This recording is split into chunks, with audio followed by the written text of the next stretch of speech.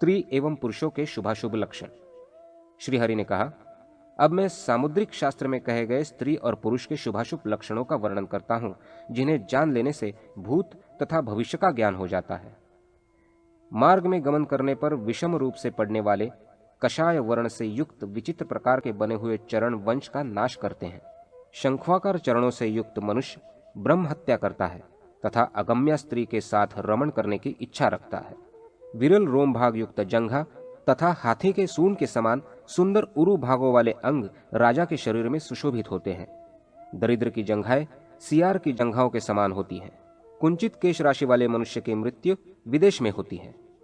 मांस रहित जानु प्रदेश वाला व्यक्ति सौभाग्यशाली होता है। अल्प और छोटी छोटी जानुओं के होने से मनुष्य स्त्री प्रेमी तथा विशाल विकटाकार होने पर दरिद्र होता है। मांस से भरपूर जानुओं के होने पर मनुष्य को राज्य की प्राप्ति होती है। बड़ी जानुओं के होने पर मनुष्य दीर्घायु होता है। मांसल स्फिक अर्थात कुल्हा प्रदेश वाला व्यक्ति सुखी तथा सिंह के समान स्फिक होने पर वो राजपुरुष माना गया है। इसी प्रकार सिंह के सदृश कटि प्रदेश के होने पर वो राजा होता है, किंतु कपि के समान कटिभाग वाला व्यक्ति निर्धन होता है। समान कक्ष अर्थात कांक प्रदेश वाले अत्यधिक भोग विलासी होते हैं। निम्न कक्षाओं वाले धनहीन तथा उन्नत एवं विषम कक्षाओं वाले कुटिल होते हैं। मत्स्य के समान उदर वाले प्रचुर धनवान होते हैं। विस्तीर्ण नाभि प्रदेश से सुशोभित जन सुखी एवं अत्यधिक गहरी नाभि के होने पर कष्ट भोगने वाले होते हैं। त्रिवली के मध्य भाग में नाभि की अवस्थित होने पर प्राणी शूल रोग से ग्रासित होते हैं। वामावर्त नाभि के होने पर शक्ति संपन्न और दक्षिणावर्त होने पर मेधावी होते हैं।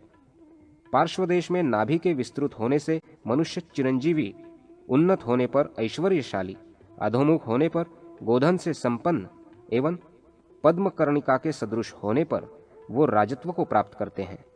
उदर भाग पर एक वली के रहने पर मनुष्य शतायु होता है।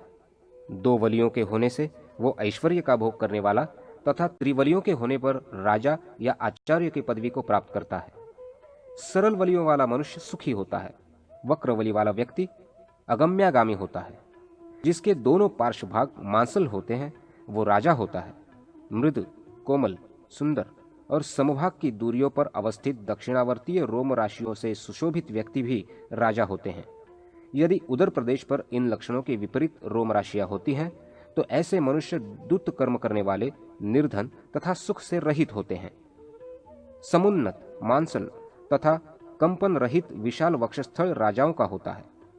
अधम जनों का वक्षस्थल जो गर्दभों की रोम राशि के समान कर्कश तथा रोमवलियों से युक्त स्पष्ट परिलक्षित होने वाली नसों से व्याप्त रहता है। समतल वक्षस्थल वाले मनुष्य धन संपन्न होते हैं। पीन वक्षस्थलों से युक्त प्राणी शक्ति संपन्न होता है। विषम वक्षस्थल के होने पर मनुष्य निर्धन होता है और उसकी मृत्यु शस्त्राघात से होती है। स्कंध प्रदेश के संधि स्थान में विषमता तथा अस्थि संलग्नता के होने पर भी मनुष्य निर्धन होते हैं। उन्नत स्कंध प्रदेश के रहने से व्यक्ति भोगी, निम्न होने पर धनहीन तथा स्थूल होने पर धनी होते हैं। चिपटाकार कंठ से युक्त मनुष्य निर्धन, शुष्क एवं उन्नत शिराओं से व्याप्त गले वाला सुखी होता है। महिष के सदृश ग्रीवा वाला वीर तथा मृग के समान कंठ वाला शास्त्रों में पारंगत होता है। शंख के समान ग्रीवा वाला मनुष्य राजा और लंबे कंठ वाला मनुष्य भोजन करने वाला होता है। रोम रहित एवं मुड़ा हुआ पृष्ठ प्रदेश शुभ तथा उसके विपरीत रहने पर अशुभ माना गया है। पीपल पत्र के सदृश सुगंधित तथा मृग के सदृश रोम वालियों वाली कक्षाएं उत्तम होती है। इसके विपरीत कक्षाओं के जो लक्षण होते हैं वो निर्धन की दरिद्रता के कारण है। मांसल, श्लिष्ट, विशाल, बलिष्ठ, वृत्ताकार तथा जानु पर्यंत लंबी सुंदर भुजाएं राजा की होती हैं। प्रचुर रोमावलियों से युक्त छोटे छोटे हाथ निर्धन के होते हैं। हाथी की शूंड के समान सुंदर भुजाएं श्रेष्ठ मानी गई हैं। भवन में वायु प्रवेश के लिए बने द्वार के समान बनी हुई अंगुलियां शुभ होती है। मेधावी जनों की अंगुलियां छोटी होती है। चिपटाकार अंगुलियां भृत्यों में पाई जाती है। स्थूल अंगुलियों के होने पर मनुष्य निर्धन होते हैं। जब मनुष्य की अंगुलियां कृश होती है तो वो विनयी होते हैं। बंदर के सदृश हाथ के होने पर मनुष्य निर्धन और बाघ के समान होने पर बलवान होते हैं। करतल भाग के निम्न होने से मनुष्य पिता के द्वारा संचित धन को नष्ट करने वाला होता है। मणिबंध के सुगठित, श्लिष्ट तथा सुगंधयुक्त होने पर व्यक्तियों को राजपद की प्राप्ति होती है। कटे फटे करभाग से युक्त शब्द करने वाले मणिबंध के रहने से मनुष्य धनहीन और नीच प्रकृति के माने जाते हैं। संवृत्त अर्थात गोलाकार एवं गहरे करतलों के होने से मनुष्यों को धनवान कहा गया है। उन्नत करतलों के होने पर व्यक्ति दानी और विषम भाग वाले व्यक्ति कठोर होते हैं। लाक्षारस के समान करतलों के होने से प्राणी राजा होते हैं। पीत वर्ण वाले करतलों से युक्त व्यक्ति परस्त्री के साथ रमण करने वाले होते हैं।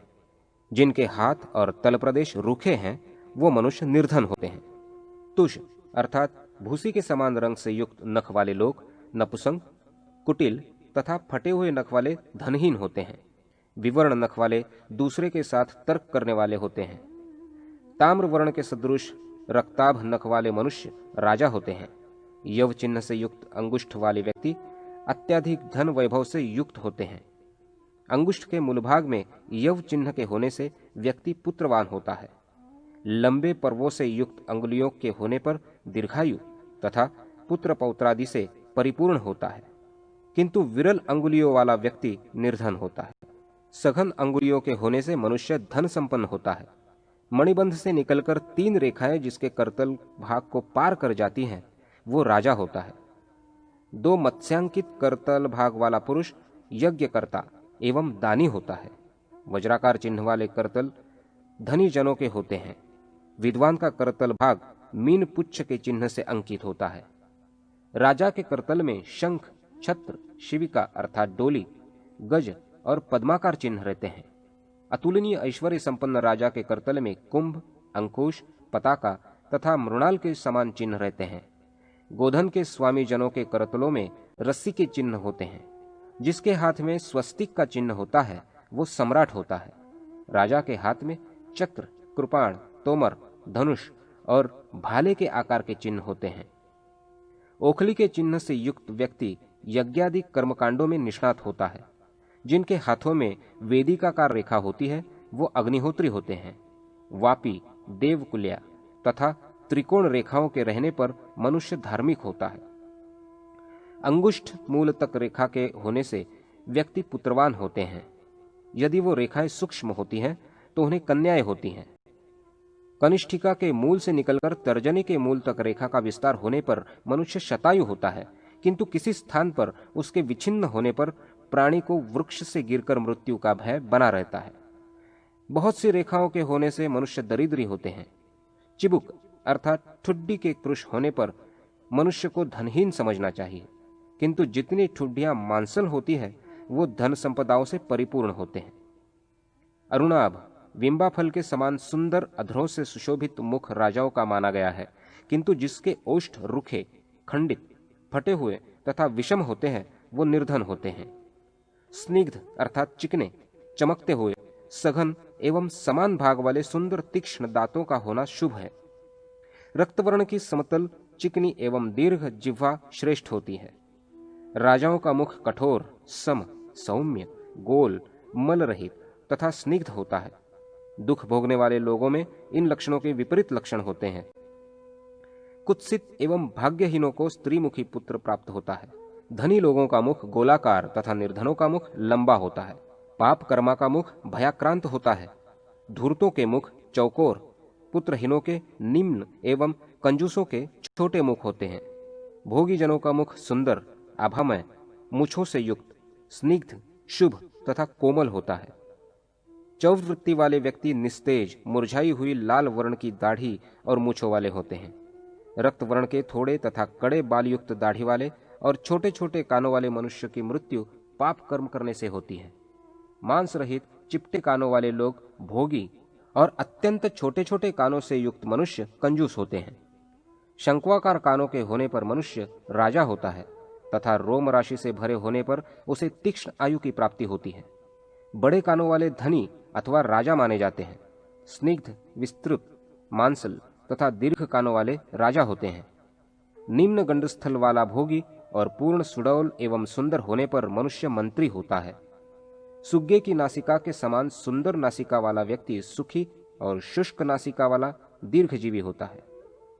नासिका का अग्रभाग छिन्न तथा कूप के समान नासिका के होने पर मनुष्य अगम्य स्त्री के साथ सहवास करता है। दीर्घ नासिका के रहने पर सौभाग्यवान एवं आकुंचित अर्थात टेढ़ी नासिका होने से व्यक्ति चौर कार्य में प्रवृत्त होता है। नासिका के चिपटी होने पर मनुष्य की अकाल मृत्यु होती है। भाग्यवान की नासिका छोटी होती है। चक्रवर्ती सम्राट की नासिका में छोटे छोटे गोल और सीधे छिद्र होते हैं। दक्षिण भाग की ओर नासिका के वक्र होने पर मनुष्यों में क्रूर स्वभाव होता है। वक्र उपांत भागों से युक्त तथा पद्म पत्र के समान सुंदर नेत्र सुखी लोगों के होते हैं। बिल्ली के सदृश नेत्रों के होने पर मनुष्य पापात्मा तथा मधु पिंगल वर्ण वाले नेत्रों के होने पर वो दुरात्मा होता है।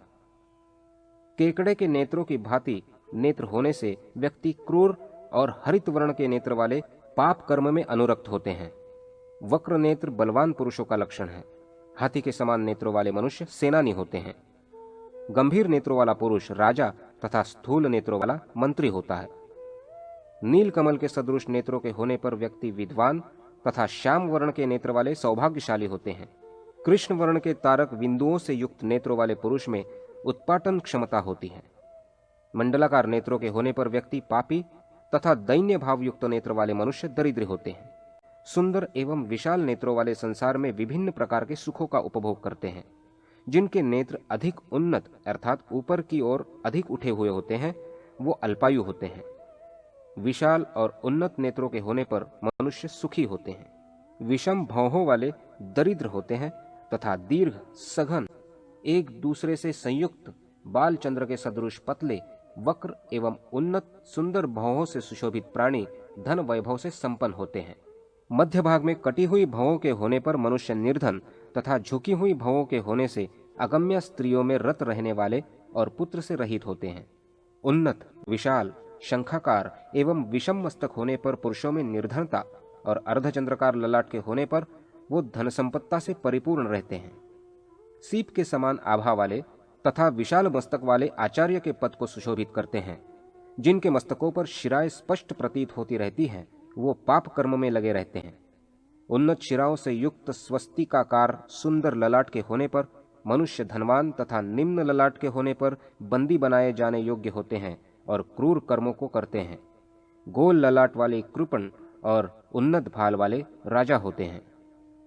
लोगों का अश्रु रहित दीनता रहित स्निग्ध रुदन मंगलकारी होता है तथा अविरल अश्रुधार वाला दैन्य भाव को प्रकट करता हुआ रूखा रुदन सुखकारी होता है। कंपन रहित हंसी श्रेष्ठ होती है। आंख मूंद कर हंसने वाला व्यक्ति पापी होता है। बार बार हंसने वाला दुष्ट होता है और उन्मत्त की हंसी अनेक प्रकार की होती है। 100 वर्ष तक जीवन प्राप्त करने वाले लोगों के मस्तक पर 3 रेखाएं होती हैं। मस्तक पर 4 रेखाओं के होने पर मनुष्य राजा होता है और उसकी आयु 95 वर्ष तक होती है। रेखा रहित ललाट वाला व्यक्ति 90 वर्ष जीवित रहता है। विच्छिन्न रेखाओं से व्याप्त मस्तक वाले पुरुष लंपट होते हैं। मस्तक पर केश पर्यंत रेखाओं के होने से मनुष्य की आयु 80 वर्ष की होती है। 5, 6 अथवा 7 रेखाओं के होने से प्राणी की आयु 50 वर्ष तथा 7 से अधिक रेखाओं के होने पर 40 वर्ष की आयु माननी चाहिए। मस्तक पर रेखाओं की वक्रता एवं भव पर्यंत स्थिति होने से पुरुष 30 वर्ष तथा बाईं ओर वक्र होने पर 20 वर्ष की अल्पायु को प्राप्त करते हैं। रेखाओं के क्षुद्र होने पर मनुष्य अल्पायु होता है। छत्राकार सिर वाले मनुष्य राजा और निम्न सिर वाले धनी होते हैं। चिपटे सिर से युक्त पुरुषों के पिता की मृत्यु शीघ्र होती है। मंडलाकार सिर होने पर व्यक्ति गौ आदि प्राणियों से संपन्न होते हैं। घटाकार मूर्धा भाग के होने पर मनुष्य पाप में अभिरुचि रखने वाला तथा धनहीन होता है। काले काले घुंघराले स्निग्ध एक छिद्र में एक एक उत्पन्न अभिन्न अग्रभाग वाले अत्यधिक न छोटे न बड़े सुंदर केशों वाले राजा होते हैं। एक छिद्र में अनेक बाल वाले विषम स्थूलाग्र तथा कपिल वर्ण के केशों से युक्त पुरुष निर्धन होते हैं। अत्यंत कुटिल सघन एवं काले बाल वाले भी निर्धन होते हैं। मनुष्य के जो अंग अतिशय रुक्ष शिराओं से व्याप्त तथा मांस रहित होते हैं वो सभी अशुभ है। यदि वो अंग इसके विपरीत होते हैं तो उन्हें शुभ मानना चाहिए। मानव शरीर में 3 अंग विशाल और 3 अंग गंभीर, 5 अंग दीर्घ तथा सूक्ष्म, 6 अंग उन्नत, 4 ह्रस्व एवं 7 अंग रक्त वर्ण के होने पर वो राजा होता है। नाभि, स्वर तथा सत्व अर्थात स्वभाव ये 3 गंभीर होने चाहिए। ललाट, मुख तथा वक्षस्थल विशाल, नेत्र, कक्षा अर्थात काख, नासिका तथा क्रुकाटिका अर्थात गर्दन का उठा हुआ भाग, सिर और गर्दन का जोड़, इन 6 को उन्नत होना चाहिए। ऐसा होने पर मनुष्य राजा होता है। जंघा, ग्रीवा, लिंग तथा पृष्ठभाग ये 4 अंग ह्रस्व होने चाहिए। करतल, तालु, अधर और नख ये 4 रक्ताभ होने चाहिए। नेत्रांत भाग, चरणतल, जिह्वा और दोनों ओष्ठ ये 5 सूक्ष्म होने चाहिए। दांत, उंगली, पर्व, नख, केश और त्वचा ये 5 अंग दीर्घ होने पर शुभकारी है। दोनों स्तनों का मध्य भाग, दोनों भुजाएं, दांत, नेत्र और नासिका का भी दीर्घ होना शुभ है। इस प्रकार मनुष्यों का लक्षण कहकर अब स्त्रियों का लक्षण कर रहा हूं। रानी के दोनों चरण स्निग्ध, समान पदतल वाले, ताम्र वर्ण की आभा से सुशोभित नखों से युक्त, सघन अंगुलियों वाले तथा उन्नत अग्रभाग वाले होते हैं। ऐसी स्त्री को प्राप्त कर मनुष्य राजा बन जाता है। गुढ़ गुल्फ प्रदेश से युक्त पद्म पत्र के समान चरणतल शुभ होते हैं। जिसके चरणतलों में पसीना नहीं छूटता है और वो कोमल होते हैं, उनमें मत्स्य, अंकुश, ध्वज, वज्र, पद्म तथा हल्का चिन्ह हो तो वो रानी होती है। इन लक्षणों से रहित चरण वाली स्त्री दासी होती है। स्त्रियों की रोम रहित, सुंदर, शिरा विहीन, गोल गोल जंघाएं शुभ है। संधि स्थान तथा दोनों जानू समान होने चाहिए, ऐसा शुभ होता है। गजशुंड के सदृश रोम रहित तथा समान भाग वाले दोनों ओर श्रेष्ठ माने जाते हैं। विस्तीर्ण, मांसल, गंभीर, विशाल तथा दक्षिणावर्त नाभि तथा मध्यभाग में त्रिवलियां श्रेष्ठ होती हैं।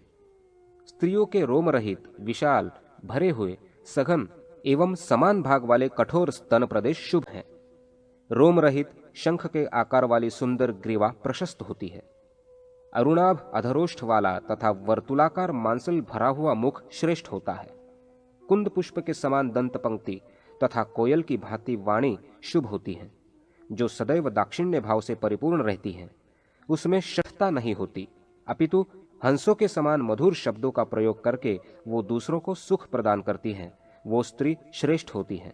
स्त्रियों की नासिका और नासिका छिद्र समान होना मनोहर और मंगलदायी होता है। स्त्रियों के नील कमल के समान नेत्र अच्छे होते हैं। बाल चंद्र के सदृश भौहों का होना शुभ है, किंतु उनका मोटा होना अच्छा नहीं है। उनका मस्तक अर्धचंद्र के समान सुंदर, समतल तथा रोम विहीन होना शुभ है। सुंदर, समान, मांसल एवं कोमल कान श्रेष्ठ होते हैं। स्त्रियों के चिकने, नील वर्ण वाले, मृद और घुंघराले केश प्रशस्त माने गए हैं। उनका सम आकार वाला सिर शुभ होता है। चरणतल अथवा करतल में अश्व, हस्ती, श्री, वृक्ष, यूप, बाण, यव, तोमर, ध्वज, चामर, माला, पर्वत, कुंडल, वेदी, शंख, छत्र, पद्म, स्वस्तिक, रथ तथा अंकुश आदि चिन्ह वाली स्त्रियां राजवल्लभा होती हैं। स्त्रियों के मांसल मणिबंध वाले तथा कमल दल के समान हाथों को शुभ माना जाता है। स्त्रियों के करतलों का न तो अधिक निम्न और न अधिक उन्नत होना अच्छा होता है। शुभ रेखाओं से व्याप्त करतल वाली स्त्रियां आजीवन सधवा रहकर विभिन्न प्रकार के सुखों का उपभोग करती हैं। हाथ में जो रेखा मणिबंध से निकलकर मध्यमा अंगुली तक जाती है, वो ऊर्ध्व रेखा कही जाती है। ऐसी रेखा यदि स्त्री या पुरुष के करतल अथवा चरण तल में अवस्थित रहती है, तो वो स्त्री या पुरुष राज्य अथवा अन्य प्रकार के सुखों का उपभोग करते हैं। कनिष्ठिका अंगुली के मूल से निकलकर तर्जनी और मध्यमा अंगुलियों के मध्य भाग तक रेखा के पहुंचने पर स्त्री या पुरुष की आयु 100 वर्ष की होती है। यदि इन अंगुलियों के बीच तक आने वाली रेखा का परिमाण उसकी अपेक्षा कम हो, तो उसी अनुपात में मनुष्य की आयु भी कम होती है। अंगुष्ठ मूलक रेखाओं के रहने पर स्त्री या पुरुष बहुत से पुत्रों या कन्याओं वाला होता है। स्थान स्थान पर आयु रेखा के छिन्न भिन्न होने से मनुष्य की आयु अल्प हो जाती है। यदि वो रेखा दीर्घ एवं अविच्छिन्न हो, तो उस पुरुष अथवा स्त्री को दीर्घायु माना जाता है। स्त्रियों के विषय में कहे गए ये सभी लक्षण शुभ हैं। इनके विपरीत लक्षणों के होने पर उन्हें अशुभ मानना चाहिए।